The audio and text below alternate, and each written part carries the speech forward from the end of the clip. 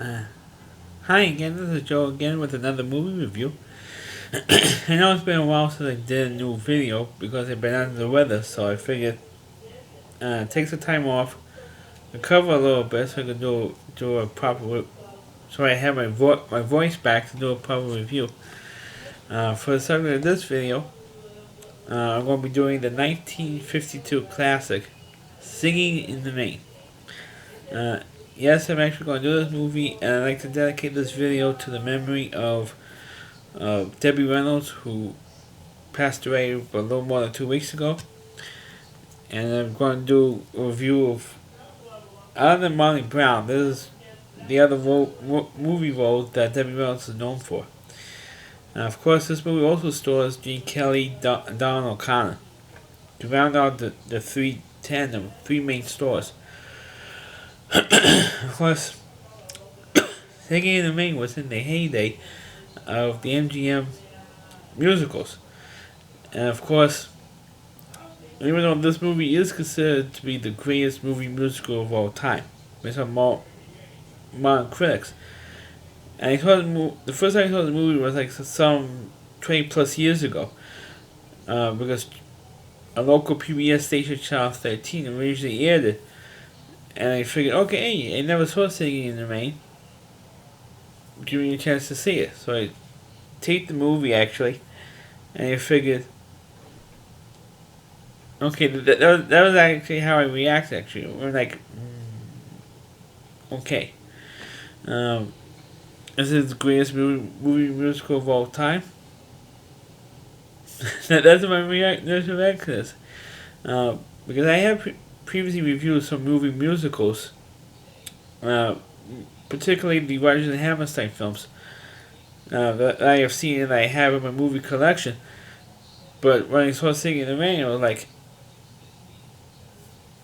okay. I mean, it does have some great movie musical sequences in there. But to consider the entire film the greatest movie musical of all time, that's because of only probably like three sequences everybody pretty much remembers. That's because of three sequences of a film that runs an hour 45 minutes. Does it consider the greatest movie musical? I'll say, I mean, it is up there to the movie musicals. But Singing in the Rain is one of those films that is not based on a Broadway show. And I feel that some of the better movie musicals are ones that are actually based on a Broadway show. Like the Rodgers and Hammerstein musicals I previously reviewed, or My Fair Lady, or Chicago, or even Grease. It was originally based on a Broadway show, so or even crappy ones like Annie, and it's like the 1982 Annie. It was also based on a popular Broadway show. Singing in the Rain was not based on a Broadway show. I think it was a revival afterwards, a Broadway version after the success of the movie, but. I don't remember it ever being a Broadway show to maybe years later, to maybe like the 90s. Somebody in the 40th anniversary of the film, they made a Broadway show out of it, and it got mixed results as a Broadway show. But as a movie, it's considered the greatest one ever. In terms of musicals. Well, getting to the actual plot, this movie is actually based. Well, the actual story was like Gene Kelly is the main character in this film. He plays a silent film store, and with his co-star, I forgot what the name of the actress who plays the boy, but both of them were big silent screen stores. So this movie is based. I should mention this movie is based in the 1920s, when talking pictures started coming out, when the Jazz Singer, Al Jolson came out. Now all the other movie studios were freaking out and said, "Oh great, now we have to compete with this other studio that made the Jazz Singer." So, and they didn't mention what the other studio was.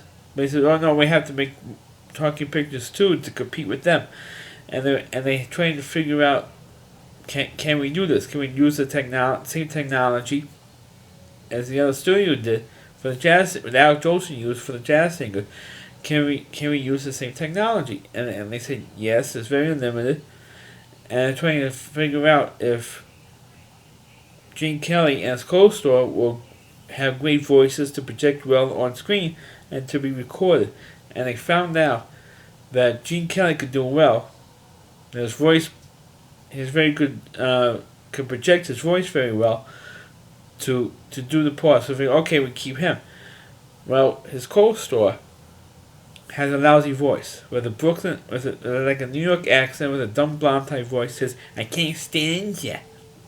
She was saying that constantly. "I can't stand ya," and she has a voice that they had like a preview of the movie with Gene Kelly's co-star with that annoying voice, and it was like a laughing stock. I mean, seriously, she looks good on screen, but it's her voice was the problem, and that happened to a lot of people who did silent films back in the day.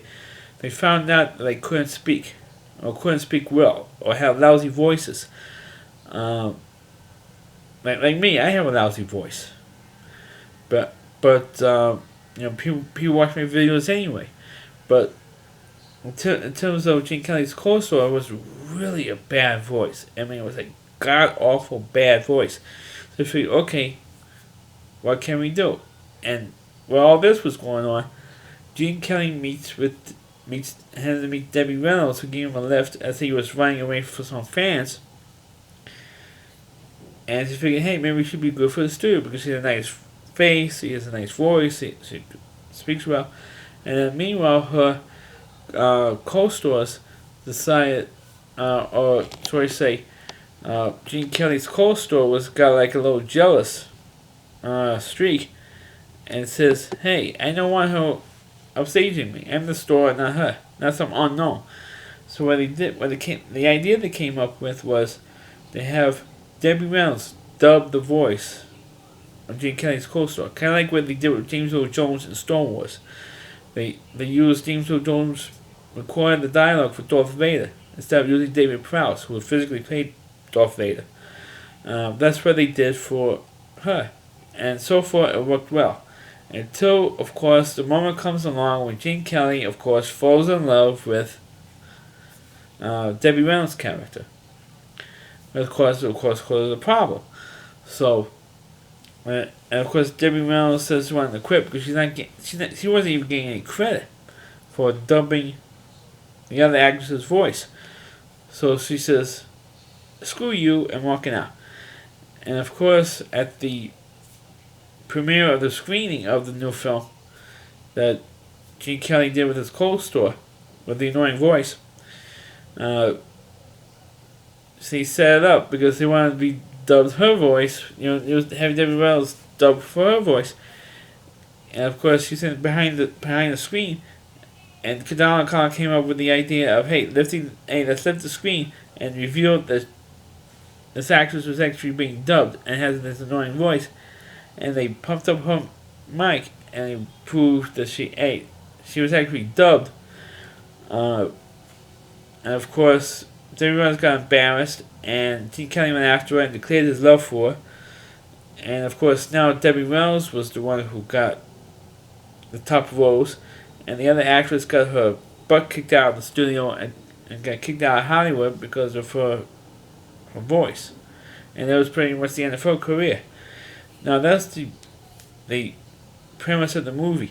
Now, of course, this movie, has the three big sequences that made AFI consider, or the American Film Institute consider this movie to be the greatest musical of all time. One of them is, of course, the Make 'Em Laugh sequence. When Donald O'Connor suggests to Gene Kelly, "Hey, I got an idea for a picture. Why don't we make it a straight out movie musical? And we can make it a comedy." And he doesn't sing "Make 'Em Laugh, Make 'Em Laugh." No, I'm not going to sing the whole song. And the way that Donald O'Connor is a very physical dancer, like Gene Kelly. Gene Kelly was a little more muscular than Donald O'Connor is, but Donald O'Connor put in a lot of humor and a lot of physical comedy into his dancing, and that's what that sequence. I'm sure you can find that sequence on YouTube. The Make 'Em Laugh sequence. Of course, the other sequence was when Gene Kelly, Donald O'Connor, and Debbie Reynolds was in the Debbie Reynolds' apartment, and they're coming up with ideas for an actual story. Because Donald O'Connor was a story writer for the movie studio, and he was a screenwriter, and he came up with all these stories. That's what on the story, and they realized they worked all night long, and it's now morning, and they came up with the song. When they performed the song, "Good Morning, Good Morning," and that's the song, one of the songs that Debbie Reynolds is known for, singing the song "Good Morning." It's fun to stay up late, that's one of the lines. And of course, Debbie Reynolds had to keep up with Donald O'Connor and Gene Kelly. And Debbie Reynolds was only like 19 years old, the same age that her daughter Carrie Fisher was when she filmed Star Wars. Believe it or not. So anyway, and she really had to learn the dancing to keep up with Gene Kelly. Gene Kelly was not only teaching her but telling her how to act, how to keep up with us. And Debbie Reynolds had a real hard time during this movie, at least during the dancing sequences, because she wasn't really known as a dancer. She was known as a beauty queen, which she was, and she did a couple parts here and there, but this was her first real front and center role. And to try to keep up with Gene Kelly and Donald O'Connor, which was a hell of a task for her, and she really did have a hard time.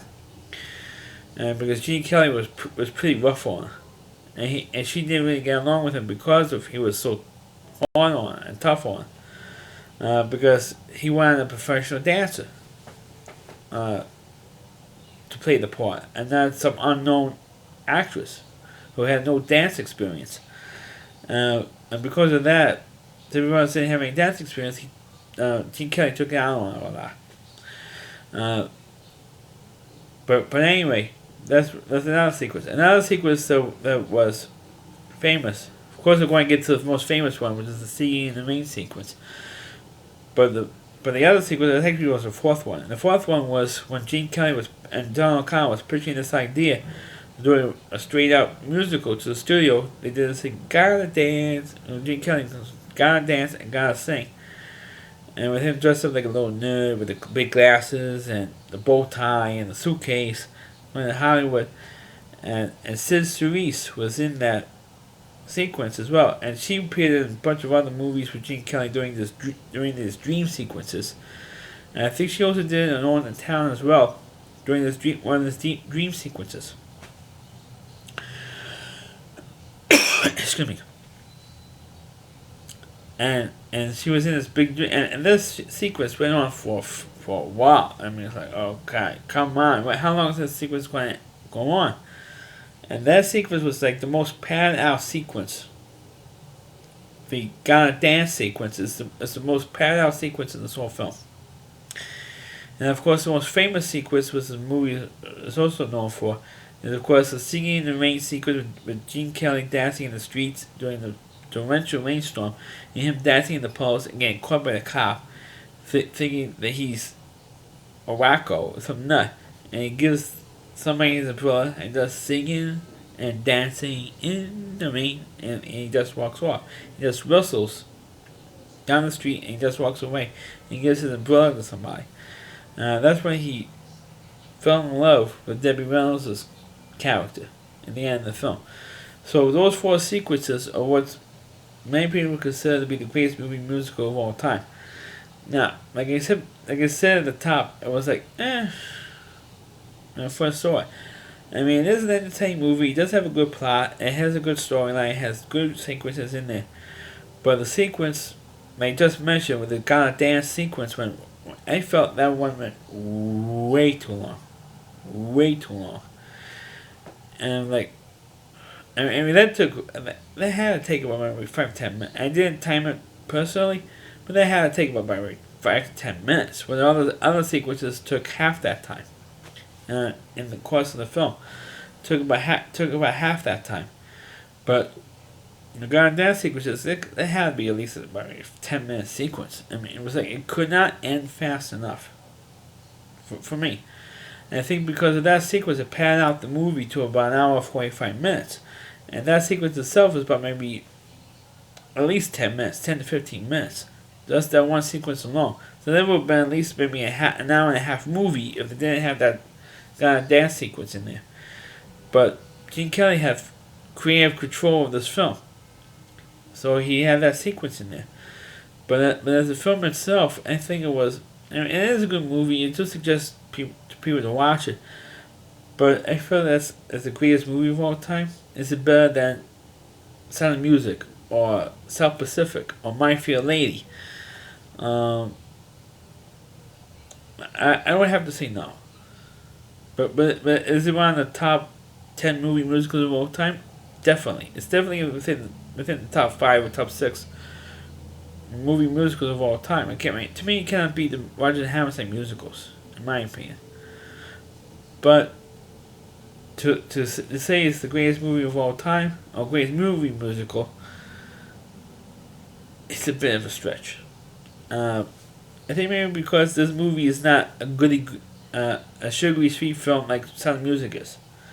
As much of a classic film as Sound of Music is, and it's constantly being played on every Christmas on ABC television here in the United States. Because it's so sugary sweet, you get diabetes from watching it sometimes, if you watch it enough times. But I feel that movies like Sound of Music or My Fair Lady is better than Singin In The Rain. My opinion, as a film fan. But to say that it's the greatest one of all time, for Singin In The Rain, I have to say no. But was it in the top 10 movie musicals? Definitely yes. Possibly even top 5. But to me, it's not the greatest one of all time. I'm sorry, Singin In The Rain fans. I would have to say no. So that's my review of the movie Singin In The Rain. Please click on the video. Please rate it. Feel free to comment on it. Please subscribe to my channel. And please forward this video onto your Facebook pages. And you can check out all of my videos on my YouTube channel at rowdyc.com. That's all WDY. C.com. The homepage of another reviewer, Christy Moore, even though he hasn't posted any new videos of mine for a while either. But check out his website. Check out all of his content on his website. Not just my videos and his videos, but he has other contributors to his website as well. Thanks for watching. Catch you next time. And you can also follow me on Facebook, but also on Twitter as well. Thanks for watching. Catch you next time.